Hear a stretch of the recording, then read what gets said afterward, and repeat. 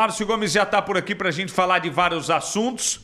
Vamos começar falando do caso Chris Lauer, porque a Câmara de Maringá deve ou pode votar ainda essa semana o relatório do caso, pela cassação ou não da vereadora Chris Lauer. Semana passada, o vereador Sidney Teres falou com a nossa equipe, tudo deu a entender que o relatório seria pela cassação. Até porque o ano passado ele já tinha também decidido no relatório, também pela cassação da vereadora Chris Lauer. Então, para esse ano, não teria mudado o posicionamento dele, Márcio? Bom dia. Bom dia, Juliano. Para você de casa, bom dia também. Não mudou. O relatório ficou pronto ontem à noite, foi cadastrado no sistema da Câmara e a comissão processante está pedindo a cassação da vereadora Chris Lauer.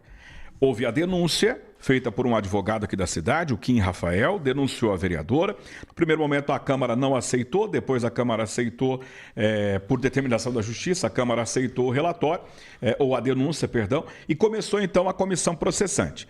A comissão processante, ela ouviu testemunhas arroladas pela defesa, ouviu a vereadora, ouviu o denunciante e chegou a uma conclusão. E a conclusão do vereador Sidney Teles é que a vereadora Chris Lauer cometeu um crime e precisa ser cassada.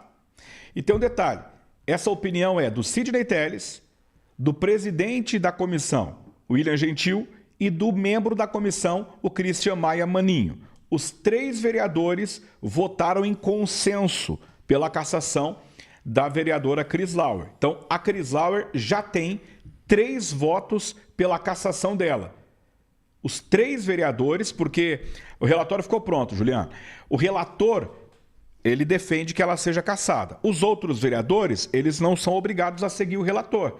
Eles poderiam assinar dizendo, o meu voto é contrário. Mas não, os 3 assinaram pela cassação da Chris Lauer. Então, ela já tem 3 votos para ela ser cassada. E agora está acontecendo a conta de votos, porque os bastidores estão fervendo. Ainda esta semana é possível que seja votada a cassação da Chris Lauer.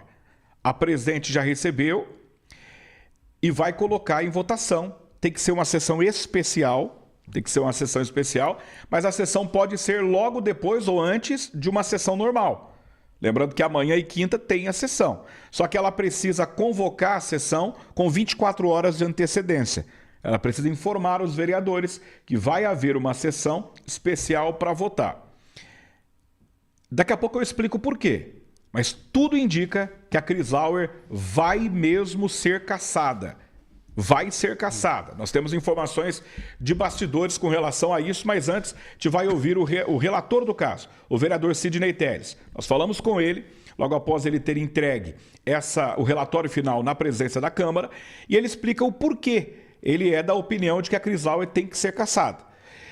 A defesa dela fez várias ponderações, vários apontamentos, e ele respondeu um a um no relatório e também para a nossa equipe. Segundo o vereador, ela cometeu o crime, o caso dela é diferente dos outros casos e a opinião dele e dos membros da comissão é que ela precisa ser cassada. Vamos assistir então, vamos ouvir o que disse o vereador Sidney Teles, que é relator desta comissão processante. Concluído, ouvimos todas as pessoas indicadas, demos amplo espaço para a defesa, cumprimos o rito de acordo com o decreto federal, conforme o juiz nos determinou. O juiz exigiu que abrisse, que fosse feito por sorteio, que para a abertura tivesse votação para abrir o processo, e tudo isso foi cumprido e me coube fazer o relatório final e apresentar para os vereadores que poderão votar de acordo com as suas consciências, de acordo com o relatório ou de acordo com aquilo que eles acharem adequadamente fazer diante do pedido de cassação da vereadora. E qual é o seu apontamento, ou o apontamento do relatório? Veja, o processo tinha 2 pontos que o cidadão solicitou que a Câmara verificasse. A Câmara votou e pediu que eu verificasse os 2 pontos. A quebra de decoro por lives e desabafos e falas em plenário que agrediam os pares e que agrediam outras pessoas. Esse ponto o meu relato não propõe a cassação, porque, apesar de que eles existiram de fato, eu não vi neles um ponto suficiente para pedir a cassação de um vereador diante desses aspectos, e durante as oitivas nada corroborou para que se pedisse isso. O outro ponto é a condenação em primeiro grau por improbidade que ela teve por utilizar um servidor pago pela Câmara para prestar serviço particular. É importante lembrar que, de acordo com a decisão judicial, o juiz define de forma muito clara de que não houve uma ação pro bono, quer dizer, o advogado não trabalhou gratuitamente para o serviço particular dela, como pode acontecer, e talvez haja e tenha acontecido com outros vereadores, de um funcionário prestar um serviço particular para o vereador. Não, na verdade, ele foi contratado para atender 8 processos durante 9 meses. E isso tornou-se muito evidente no áudio onde ela mesmo declara que ele deveria terminar de prestar o serviço porque recebeu para isso. É como aqueles casos onde contrata o caseiro do sítio pago pela Assembleia. Então, quer dizer, a Câmara está pagando alguém para trabalhar para outra pessoa, mesmo que registrado. É diferente apenas de prestar um serviço extra-horário. E por isso a comissão decidiu pedir a cassação do mandato. Um dos argumentos da defesa é que esse áudio não foi periciado. Como que vocês consideraram essa posição? De fato, o áudio não foi periciado, mas não foi contestado. E ele não foi contestado na justiça, e o juiz utilizou as falas do áudio na sua decisão. O promotor descartou no seu pedido de pena, porque ele chegou ao final e não tinha tido todo esse processo de perícia. Para nós isso é indiferente, a voz é dela, ela realmente falou, em que contexto tudo aquilo aconteceu não dá para saber, mas o juiz também teve esse mesmo ponto de vista, e é por isso que a gente pautou por esse caminho. O senhor também foi apontado como alguém suspeito, pelo caso. Isso é ponto vencido por vocês já?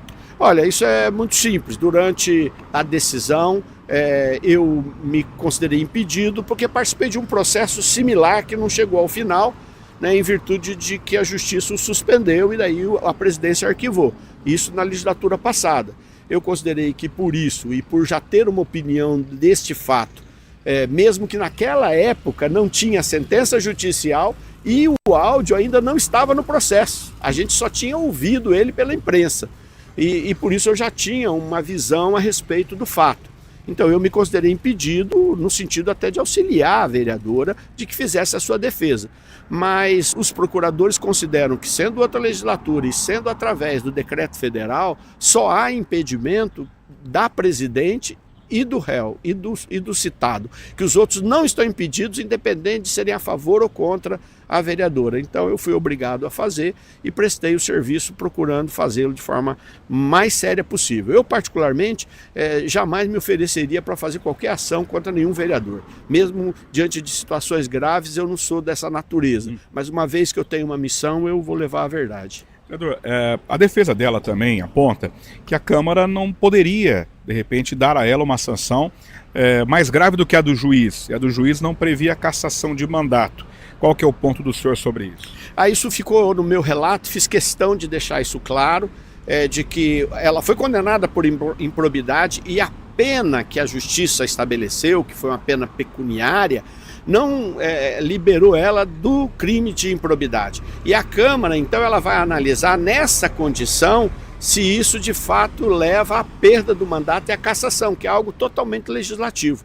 Então, nós não estamos agravando a pena dela judicial, que ela até pode recorrer na segunda instância, mas nós estamos reconhecendo que esse crime não pode mais acontecer na nossa Câmara.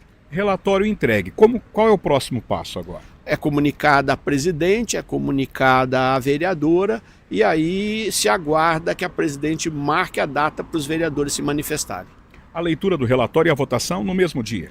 É leitura, a votação, e evidentemente haverá espaço para a vereadora e seu advogado pedirem para os vereadores o voto favorável para que não seja cassado. Isso deve acontecer essa semana? Como eu havia conversado, a presidente vai decidir Se ela quiser cumprir o quadro dos 90 dias corridos, sem tirar os 10 dias que a liminar suspendeu, ela tem que fazer essa semana até quinta-feira. Agora, se ela considerar estes 10 dias, ela tem até o dia 6 de setembro, que é a semana que vem. Então, esta semana ou a semana que vem está votado.